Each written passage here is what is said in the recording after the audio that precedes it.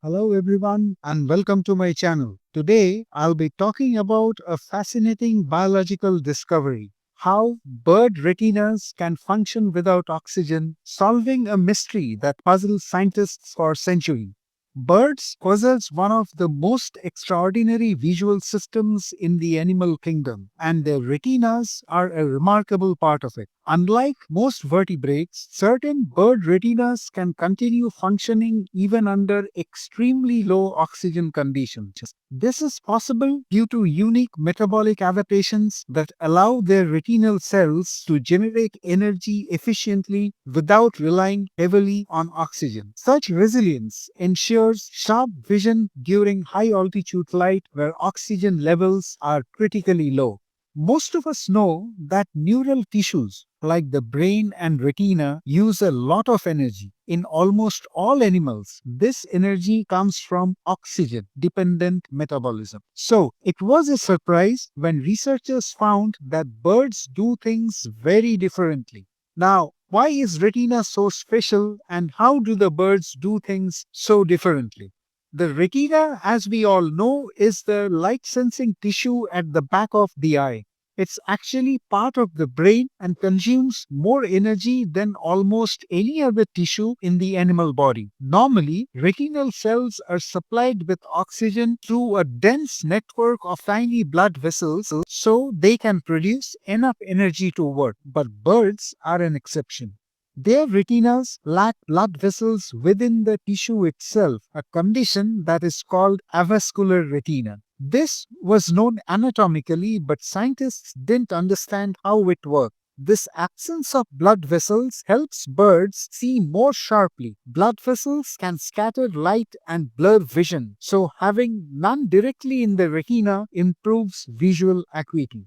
And what was the old assumption? For centuries, scientists assumed a mysterious structure in the bird's eye called the pecten oculi, which delivered oxygen to the retina. This structure was discovered in the 17th century, but its function remained speculative. The pecten is a comb like, highly vascularized organ that protrudes into the eye's vitreous humor, the jelly like interior space. Because it's rich in blood vessels, early researchers thought it might supply oxygen to the retina. But what did the new research find?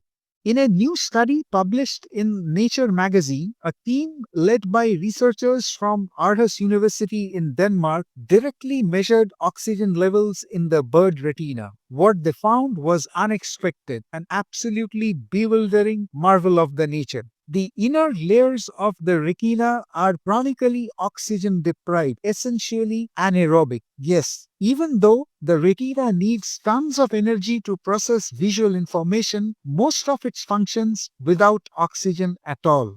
To investigate how this was possible, the team used a technology called spatial transcriptomatic, which mapped gene activity across tissues. They discovered that genes involved in anaerobic glycolysis, which is energy production without oxygen, were highly active in retinal cells. Anaerobic glycolysis is far less efficient than oxygen based metabolism. It produces about 15 times less energy per sugar molecule, yet the retina still works effectively. So now came the issue of whether the pectin played a new role because the retina doesn't get oxygen from the pectin. So, what does this structure do then? The scientists wondered. The researchers found out that the pectin actually acts as a metabolic gateway and not an oxygen source. It delivers high amounts of glucose, that is sugar, to the retina and removes lactate, a waste product of anaerobic metabolism. This means the retina is powered by glucose transported from the pectin and the waste is efficiently taken away before it can harm the cells. This transport system makes up for the lack of oxygen by ensuring plenty of fuel is supplied and waste is removed.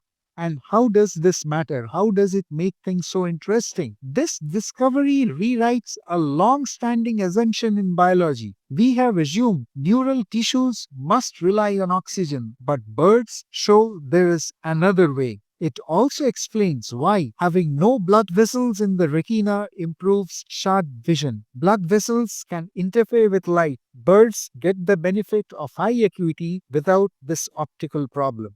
Evolutionary evidence suggests this adaptation arose early in the lineage that led to modern birds, possibly linked to demands for sharp vision in flight or hunting. By avoiding blood vessels, the retina remains transparent to light while still receiving energy in a unique way. And what could be the possible medical implications of this research? Finally, understanding how bird retinas survive continuous oxygen deprivation could help us rethink how tissues respond to oxygen loss, such as in stroke or other medical conditions. Nature has provided a model showing that tissues can cope without oxygen, challenging traditional physiological assumptions. So, birds have solved a biological paradox, that is, retinas functioning without oxygen, by using glucose transport and anaerobic metabolism. It's a beautiful example of how evolution can produce surprising and efficient solutions.